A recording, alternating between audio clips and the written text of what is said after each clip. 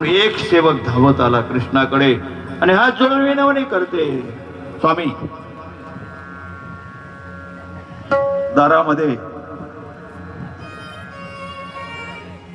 एक भिकारी आलेला आहे.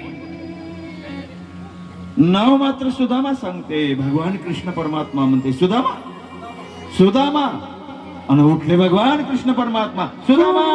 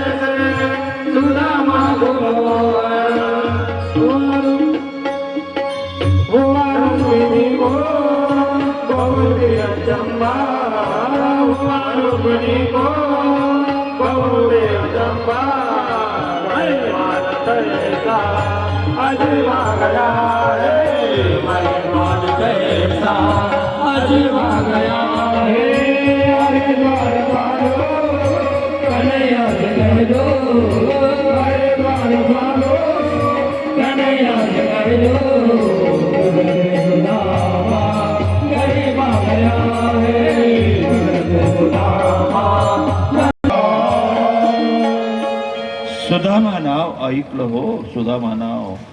आणि भगवान कृष्ण परमात्मा धावत नाही. सुदामा सुदामा. सुदामजी एका कोपऱ्यात बसून होते. भगवंतानं सुदामजीची अवस्था पाहिली, भगवंताचं हृदय भरलं, भगवंताच्या डोळ्यामध्ये पाणी आलं. सुदामा, अरे सुदामा. पण सुदामजी बोलत नाही. दोन्ही टोंगळ्याच्या मधात आपली मान घेऊन टपटप खाली आसू गाळत आहे.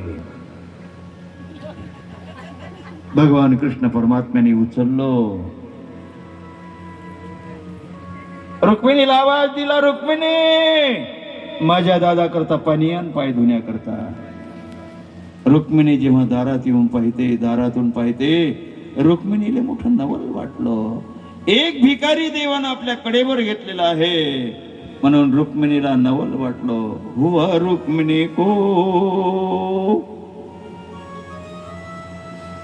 बहुती अचंबा. रुक्मिणीला नवल वाटलं. एक भिकारी आणि माझ्या मालकाच्या कडेवर, खांद्यावर. देवानी पुन्हा आवाज दिला, अगं रुक्मिणी मी काय म्हणते. त्यावेळेस रुक्मिणीनं भक्ताचे पाय धुण्याकरता तांब्या आणला हो, गंगाळ आणलो. पाय धुण्याकरता सुदामजीनं पाय भांड्यामध्ये ठेवले. रुक्मिणी जेव्हा पाय धुवायला लागली, देवानं सांगितलं थांब, तुला पाय धुण्याचा अधिकार नाही. माझ्या भक्ताची तू चेष्टा केली, चेष्टा. पण रुक्मिणीनं हट्ट धरला, नाही मी तुमच्या भक्ताचे पाय धुतल्याशिवाय राहणार नाही. पण देवानं सांगितलं शिर्प पाण्याची धार सोड. माझ्या भक्ताच्या पायाला हात लावण्याचा अधिकार तुझा नाही. का नाही. तू काय केली, थट्टा केली. रुक्मिणी मातेनं पाणी सोडलं. देवानं भक्ताचे पाय धुतले, पितांबरानं पुसले, पितांबरानं. सुदामजीचं हृदय भरलं. सुदामजी म्हणते, कृष्णा काय करतो रे तू. हे जमलं नाही तुझं. आसनावर बसवलं.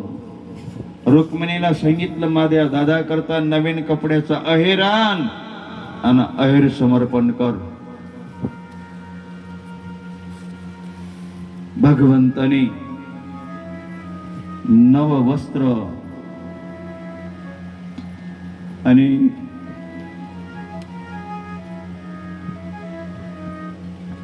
सुदामजीच्या अंगावर पांघरलं.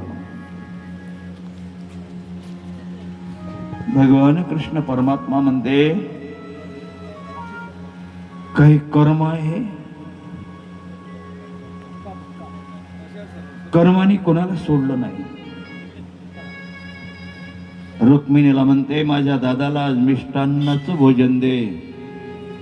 रुक्मिणीनं अनेक पक्वान्नाचं ताट वाढून आणलं. कोणा करता? आपल्या भक्ता करता. पण भगवंताने एक लाडू हातामध्ये घेतला आणि भक्ताच्या मुखामध्ये टाकला. सांगितलं दादा काय रे तुझी ही दशा, घे आज पोटभर जेव.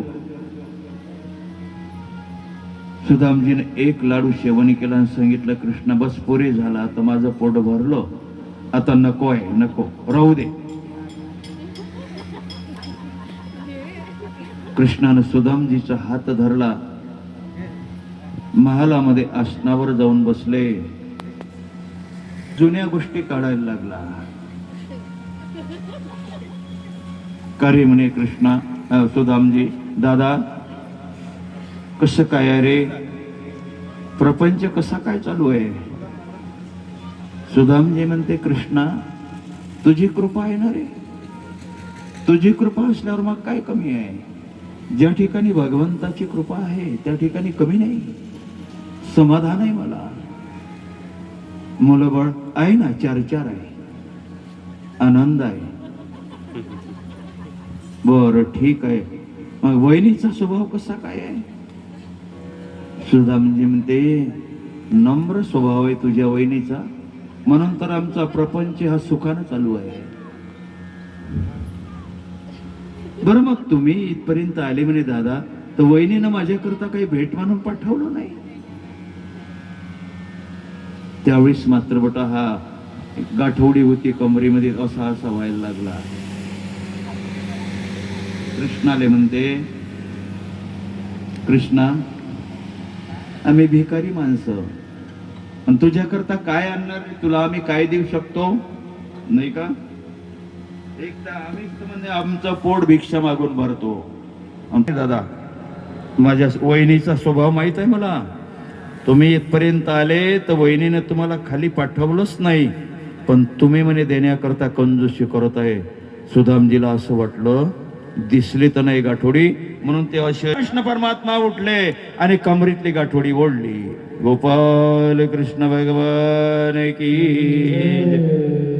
गाठवडी ज्यावेळेस सोडली भगवान कृष्ण परमात्म्याने, बस 2 मुठ्ठी पोहे होते, दोन्ही हातात घेतले आणि एक मुठ काही विचार न करता भगवंतांनी ते काळे काळे पोहे आपल्या मुखामध्ये टाकले. गोपाल कृष्ण भगवान. आणि दुसरी मुठ हातामध्ये घेतली, पण रुक्मिणी मातेनं हात धरला. स्वामी थांबा, प्रसाद तुमच्या भक्ताकडचा आहे, अधिकार तुमचा एकट्याचा नाही. आम्ही 16,108 जणी तुझ्या अर्धांगी धर्मपत्न्या, अधिकार आमचा सर्वाचा आहे. हात केला, सोडा म्हणे देवा, सोडून दिली.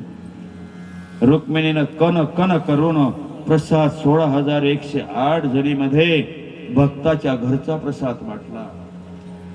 प्रसाद किती घ्यायचा असते, पोटभर नाही. प्रसादाचा एक कण जरी आपल्या मुखामध्ये गेला तर सर्व पाप भस्म करते. म्हणून निळोबारा या प्रसादाचं वर्णन करते.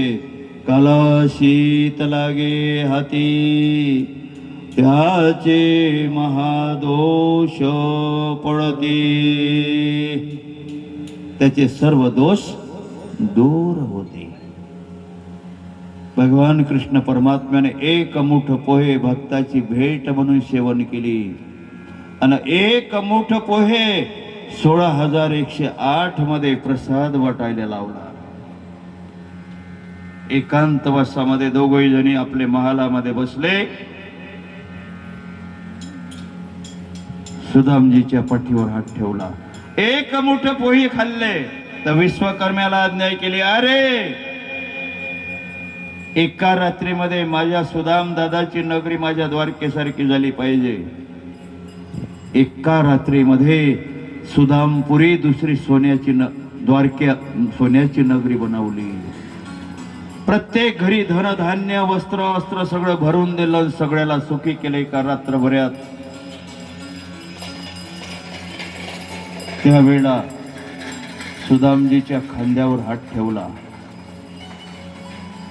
आणि काय म्हणते भगवान कृष्ण परमात्मा, आता घाबरायचं नाही. तुझे दिवस घाबरण्याचे गेले ना, नाही का? आता घाबरायचं नाही. ना घबराओ प्यारे, जरा तू सुदामा. बराबर में